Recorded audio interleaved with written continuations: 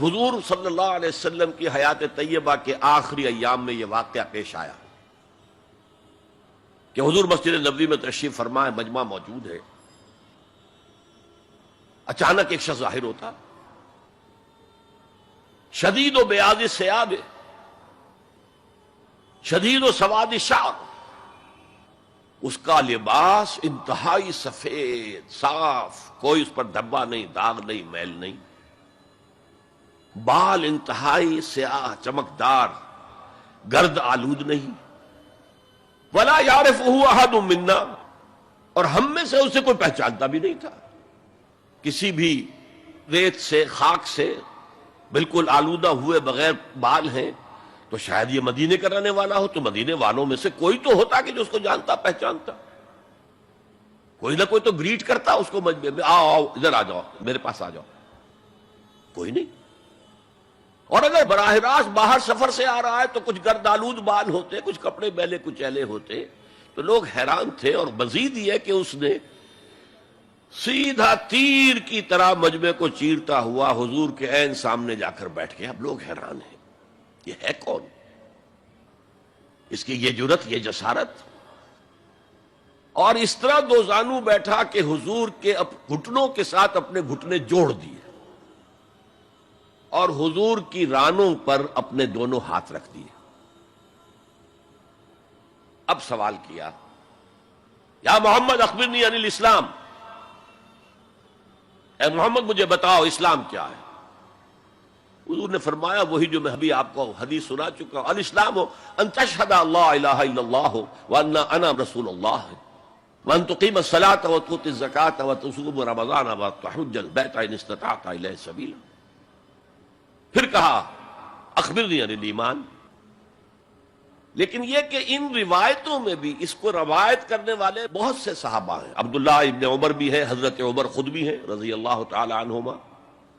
ابو ہریرہ بھی ہے، عبداللہ ابن مسعود بھی ہیں، چونکہ ایک مجمع میں واقعہ ہو رہا تھا نا، تو مجمع کے اندر تو بہت سے لوگ سن رہے ہیں، اگرچہ جیسے آج بھی ہوگا کہ میں جو بات کہہ رہا ہوں آپ میں سے بہت سے حضرات میری ساری بات سن کر اگر کہیں جا کر رپورٹ کریں گے تو ان کی باتوں میں اختلاف ہو جائے گا، لہذا اس حدیث کی روایت میں اختلاف ہے۔ بعض روایتوں میں یہ ہے کہ پہلے پوچھا اخبرنی عن الایمان، پھر پوچھا اخبرنی عن الاسلام، اور یہ جو حضرت عمر کی روایت ہے اس میں ہے سب سے پہلے آپ نے پوچھا اخبرنی عن الاسلام، پھر دوسرا سوال آیا اخبرنی عن الایمان۔ اچھا، اس کے بعد ایک دو سوال اور بھی کیے، اب میں تفصیل میں نہیں جا سکتا۔ پھر وہ شخص چلا گیا، حضور نے کہا ذرا اس کو بلانا واپس، تو دیکھا تو کہیں بھی نہیں، زمین کھا گئی، آسمان چکر لے گیا، اللہ جانے۔ تب حضور نے فرمایا اوہ یہ جبرائیل تھے جو تمہیں تمہارا دین سکھانے آئے تھے، یعلمکم دینکم اذ لم تسألوہ، جبکہ تم نے اس کے بارے میں سوال نہیں کیا،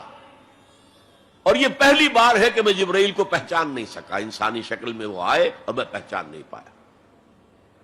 ورنہ اکثر حضرت دہیہ کلبی کی شکل میں آتے تھے انسانی صورت میں، جب بھی حضرت جبرائیل آتے تھے۔ حضرت دہیہ کلبی جو ہے وہ بہت ہی حسین جوان رانا، ان کی شکل میں آتے تھے۔ بہرحال یہ اتنا اہم مسئلہ ہے کہ اس کو کلیئر کرنے کے لیے کہ دودھ کا دودھ پانی کا پانی علیحدہ ہو جائے، ایمان کیا ہے، اسلام کیا ہے، دنیا کا نظام اسلام پر ہے، ایمان پر نہیں ہے، آخرت کا معاملہ ایمان پر ہے، اسلام پر نہیں ہے۔ کوئی شخص مسلمانوں کا بہت بڑا قائد ہو، بہت بڑا لیڈر ہو، لیکن ہو سکتا ہے آخرت میں زیرو ہو۔ میں حدیث سنا چکا ہوں آپ کو، ایک شخص دنیا میں شہید سمجھا جا رہا تھا، ایک شخص دنیا میں بہت بڑا عالم سمجھا جا رہا تھا، ایک شخص دنیا میں بہت بڑا سخی سمجھا جا رہا تھا، اور اللہ نے سب کے دعوے جو ہیں ان کی نفی کر دی۔ تم نے جنگ کی تھی اس لیے لیقال جریء کہا جائے، بہت ہی جری آدمی ہے صاحب، بہت بہادر آدمی، کیا کہنے اس کے، لیقال سخی، بھائی بڑا سخی آدمی ہے، سخاوت کے دریا بہا دیے اس نے،